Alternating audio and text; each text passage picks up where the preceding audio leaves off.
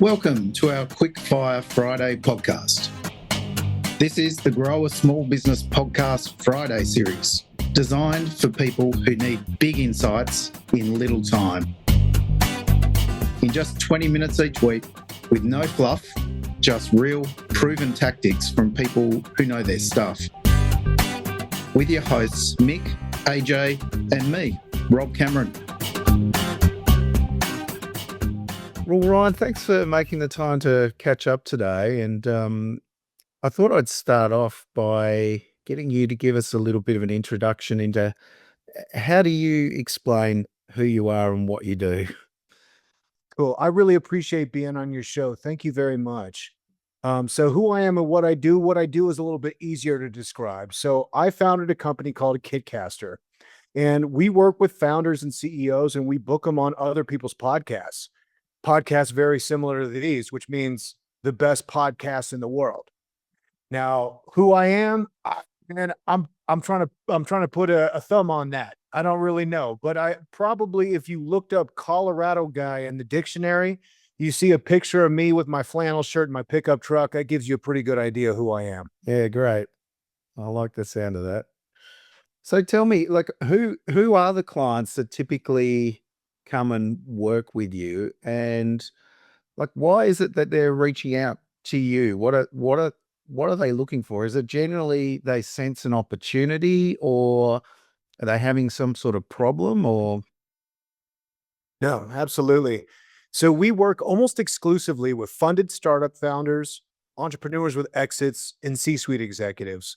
And we book them on the world's top podcast based on our ideal outcomes. And what I love about your show, Rob, is that you're speaking to small business owners. And I think a lot of times that with being a small business owner is, boy, you're just trying to replicate a couple of hands. You're like, if I could clone myself, I'd be okay. And it's very challenging. Yeah. And what I want to tell small business owners is that their fears are exactly the same with the people that we work with. Now, we work with people that raised 300 million from venture capital. We work with people that have, $100 million annual run rate. And we've worked with 800 different founders. And I can tell you that, like, what binds them all together is one particular thing, and that's they're afraid. And they got good reason to be. If you go and raise that kind of venture capital, boy, people are really looking on you to build results. If you're bootstrapped and you have that kind of revenue, you have all of these eyeballs, you have payroll coming every 2 weeks, you have massive pressure, massive stress. It's really, really hard. And I think what we do ultimately is just acknowledge that fear straight head on. Be like, there is no escaping this. The only person here to save me is me. And we give them that opportunity.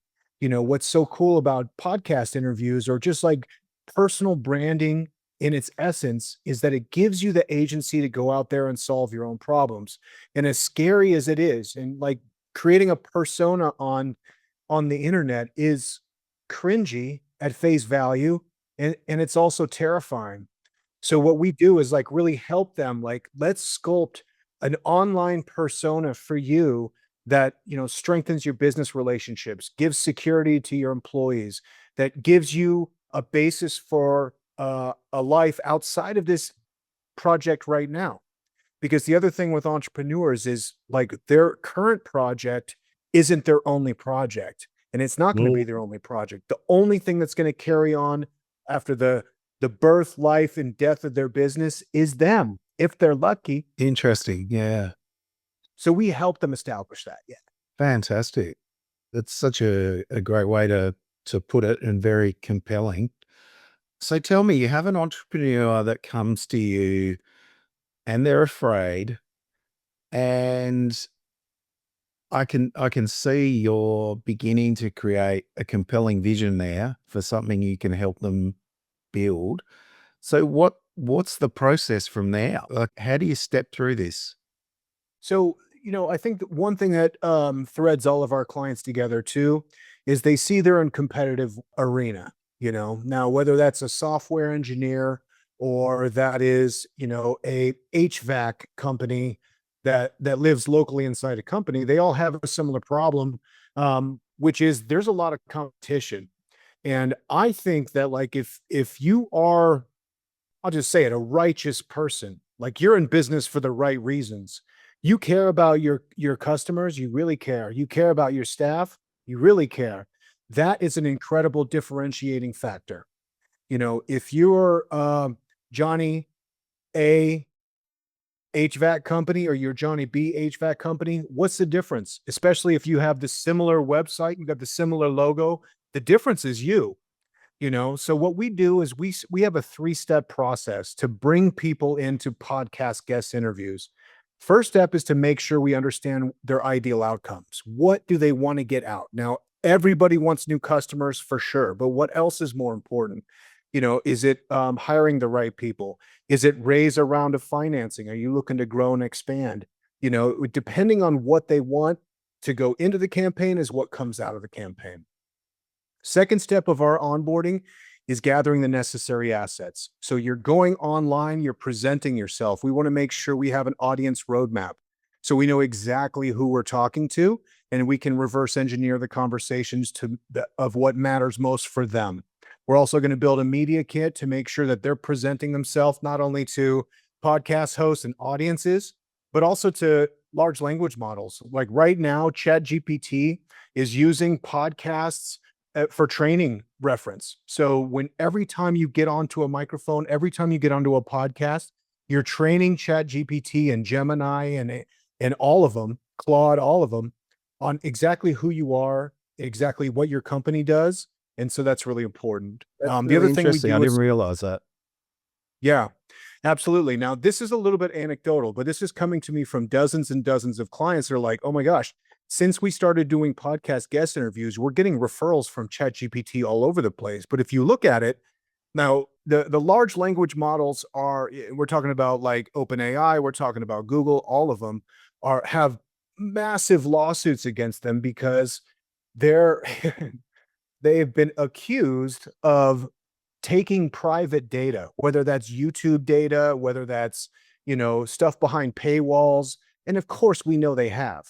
So that could be pinched, you know, especially as these like lawsuits begin to settle, they could like actually lose a lot of that training information. So podcasts are wide open.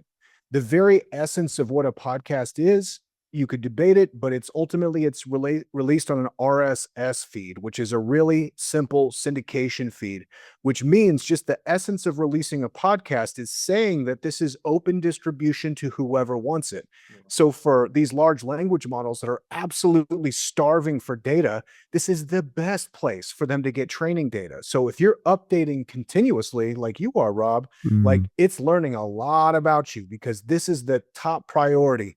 You know, there's a new lawsuit, I think that just came out last week between Claude and Reddit because they're a little pissed that, you know, Claude was scraping all the Reddit reviews and Reddit conversations. And Reddit's like, no, you can't do that. We sold that to OpenAI.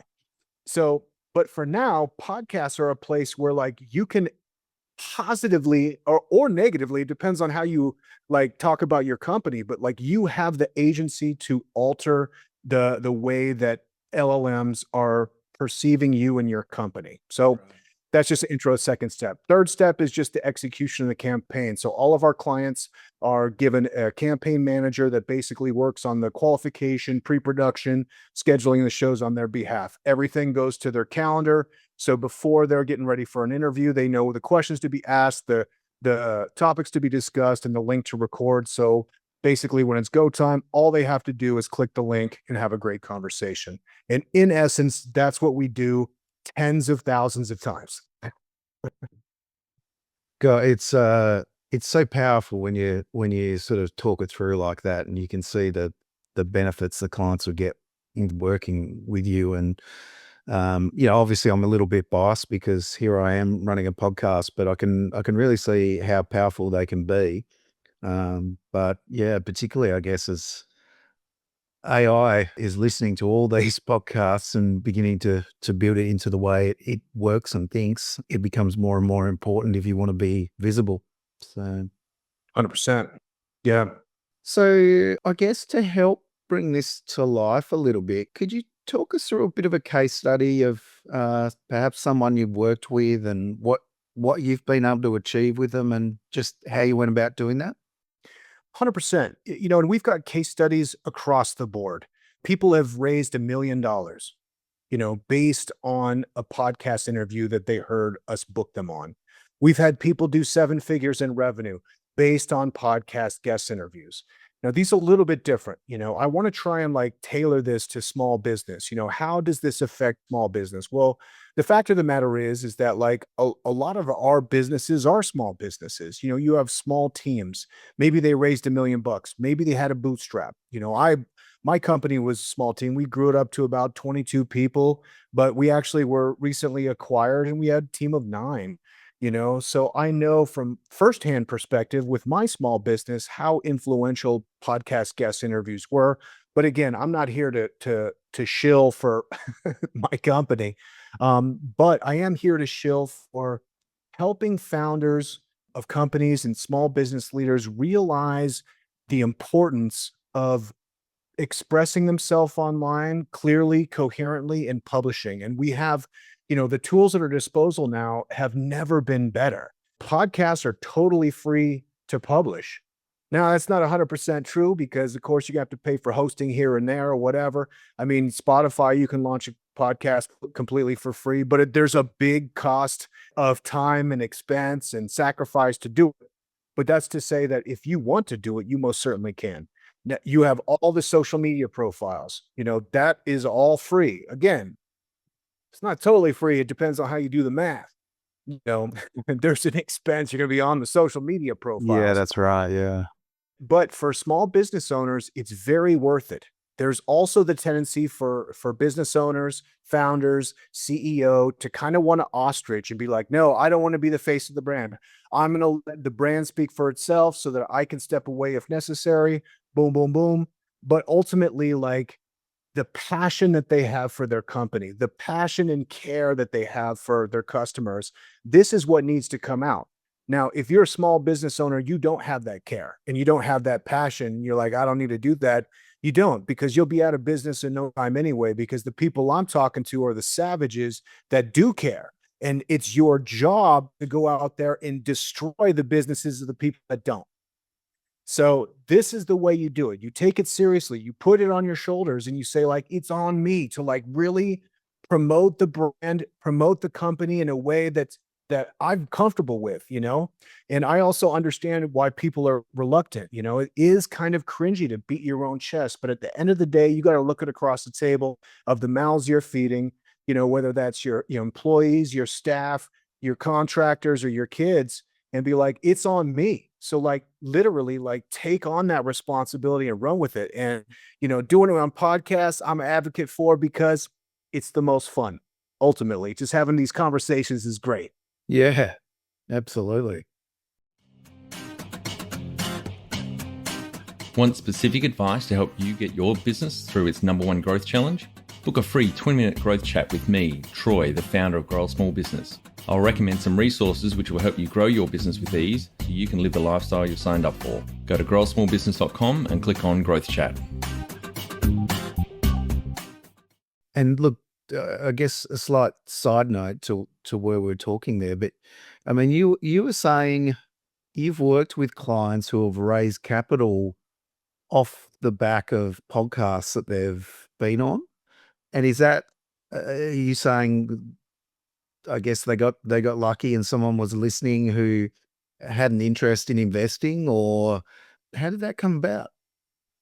No, and actually it happens dozens and dozens of times. Like I said, we worked with 800 different founders, and a lot of them, I'd say at least half, are always looking for runway. So with that understanding in mind, we set them up to have conversations along these lines to say, here's the opportunity of investing in my company. Here's our history of success. Here's what we want to go. Here's the kind of partner that's going to be successful with us and can take us to the next level. That we've got traction. We just need to scale. Come put gasoline on our fire. Now, when you have that conversation, and let's say you have that conversation 12 times, you get really good at having that conversation. Yeah. Not only that, you're putting that out, you're capitalizing on the audience of these different podcasts that oftentimes, if that's their outcome, that's exactly what the intention of the podcast is. There's dozens of podcasts out there for VC or angels or family offices or individual, like, credited investors that are looking for deals, that they go to these podcasts looking for this kind of information. Now, when you go to that kind of podcast, it's not like you're listening to Rogan. I love Rogan, but like I'm listening to Rogan with about 10% attention because I know he's going to go on tangents about elk meat and DMT. But if I'm looking for investment advice, I'm giving 90% of my attention to this. I'm like, hey, what's going on with this? So you have this initial effect of like, okay, it's Rob's podcast audience. They're going to have opportunity to listen to this, which is great. But you also have the tangential benefit of like being able to speak to a third party. So if somebody else comes to me and is like, hey, we're actually interested in your company, what's up? I can say like, here's a 45-minute interview I did with Rob where I feel good about like, exactly the value prop of our company. Take a listen to that. So now they're like, oh wow, a podcast, cool. They can listen to it while they're, driving in traffic or whatever. And by the time you talk to them, they've already hit all the beats. If you're new to VC, you might get an audience of like 10 minutes if you're lucky, but if you can see that and they listen to a podcast with you for 30 minutes, they know who you are a little bit. They know the tone of your voice. They know what your product is. Now the pitch is going to come a little bit more sweetly. So, the $1 million raise was absolutely, music to my ears, because that's what I love to hear is direct results from podcast guest interviews. Now, tangentially, the amount of money that's been raised through these podcast interviews, I mean, it's the butterfly effect. It's hard to quantify. Sure. Yeah. It's just so fascinating. And I guess, really we're talking about marketing and communication, and it's just so interesting how it's evolving so quickly in the way to get your message to your target audience. Even in the last 5 years, I think it's changed dramatically how it can reach people and how we can get a message across.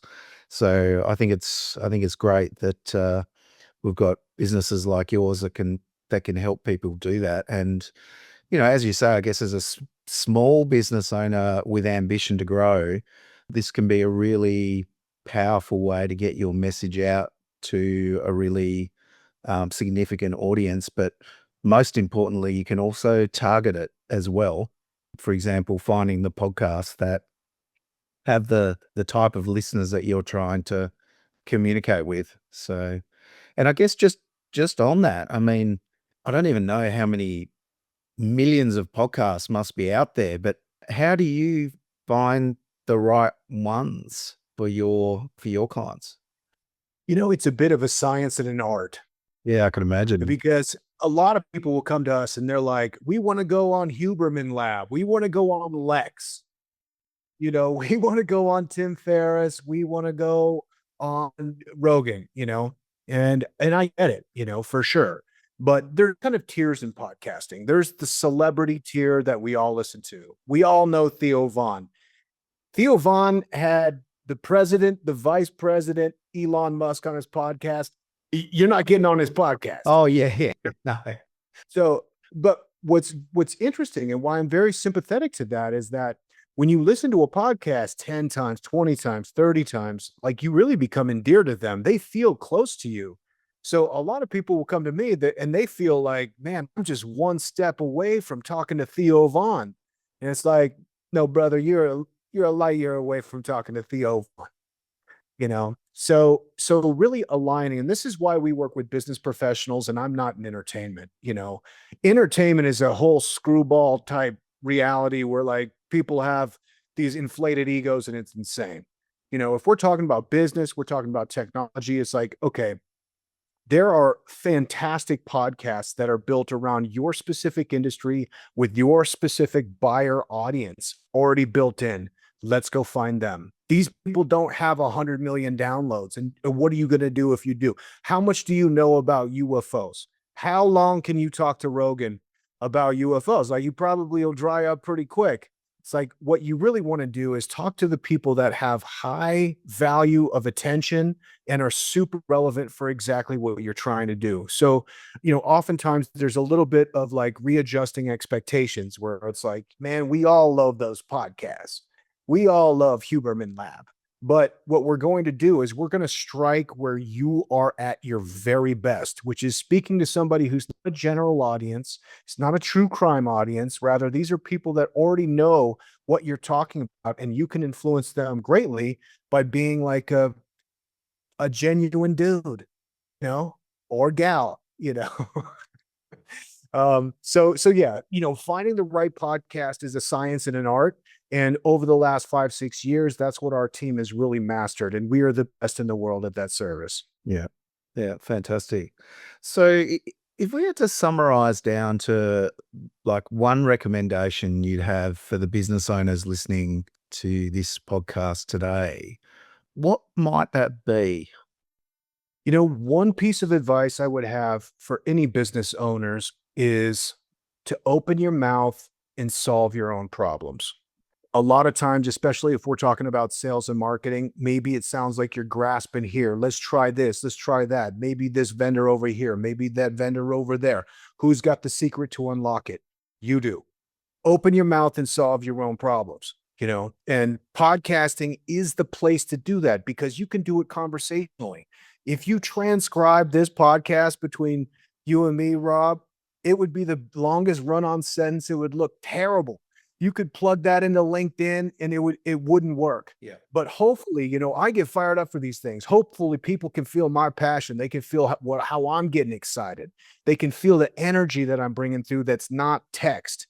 It's not, I'm trying to do a 200 character tweet and like blow everybody away. Rather, it's like, no, man, I want to encourage everybody that like they have the agency and power and control to secure their destiny and to take it, to go out there and get it done. And don't be afraid. Allow yourself to make mistakes. If I had a second piece of advice, it's don't judge yourself until the 100th piece of content that you put out there. So if you are like, okay, you know what, actually, I'm gonna try it. I'm gonna go on Facebook. I'm gonna tell people what I do, and I'm gonna start working on this. Maybe podcast isn't for them. Maybe it is text. Great. That's awesome. Maybe it's writing. Maybe it's whatever. Maybe it's a newsletter. But the tendency that people will come in a little bit timid and this is scary, But like, give yourself some grace. Allow yourself to make all the mistakes and do everything wrong. And once you've published your 100th post, your 100th podcast, your 100th newsletter, whatever it is, then start to look at like, what have I learned? I think if small business owner can really like take upon themselves that like you are important, special because you care. Tell everybody That could be just starting with your texts. Go through your phone and let everybody know what you're doing. How many people know what you're doing now? This is another thing I know about entrepreneurs is they're jumping from project to project to project. How many people in your family right now know your current project? Text them and tell them, or send them a voice message. Hey, right now I'm booking people on other people's podcasts. It's going really well. I would love to know if you know anybody who'd be interested in the service. I hope you're doing well. Love you so much. Bye. Like go and put yourself out there. If I could encourage anybody to do that, go do that and be nice to yourself. Yeah, I think that's a great point. So, look, if people listening today are interested to find out a bit more about what you're doing, Ryan, what's the best way to find you? I'm on LinkedIn. I have a website. It's ryanestes.info. I also have a podcast called AI for Founders. If people are interested in artificial intelligence, how that affects small business owners, I interview amazing people all the time. They can check that out. But LinkedIn, if you want to reach out to me, I am always available for anybody. And I probably spend way too much time on there, even though it's a terrible platform. But where else am I going to go? No, that's great. Look, I really appreciate it. And heaps of value there from our discussion today. And thanks so much for your time. I appreciate it, Rob. Thanks for doing what you do. That's great. We'd greatly appreciate you taking a couple of minutes to leave our podcast a review on iTunes. If you don't have an account, simply follow us on Spotify. You'll help other small business owners find the cast and valuable content our guests share.